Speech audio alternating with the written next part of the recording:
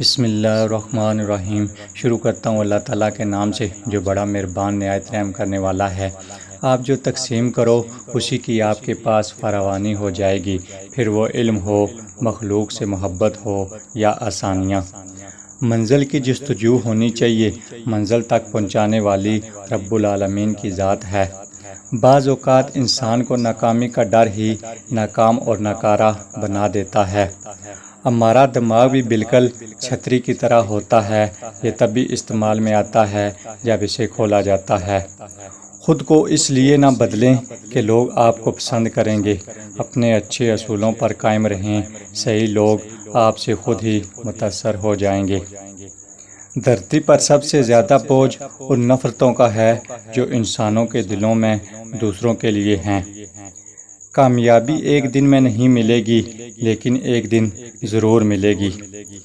زندگی کے سفر میں آنے والا اندھیرا غار کا نہیں سرنگ کا ہوتا ہے، جس کے اگلے سرے پر ہمیشہ روشنی ہوتی ہے، مگر یہ بات حوصلے کے ساتھ چلتے رہنے والے ہی جان سکتے ہیں، مایوس ہو کر بیٹھ جانے والے نہیں۔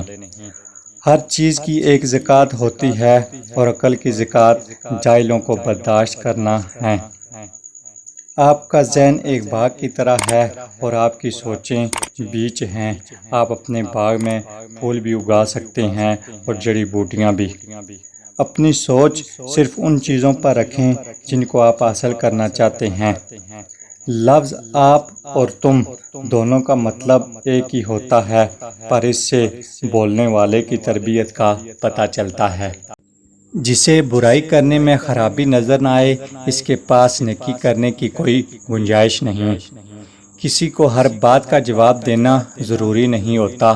بہت سی جگہوں پر دل بڑا کرنا پڑتا ہے، درگزر کرنا پڑتا ہے۔ ہر کوئی نہیں سمجھتا آپ کو اور ہر کسی کو آپ سمجھا نہیں سکتے۔ صرف 10% خوشیاں آپ کو باہر کے حالات سے ملتی ہیں، باقی 90% آپ کے اندر کی سوچ اور احساسات سے ملتی ہیں۔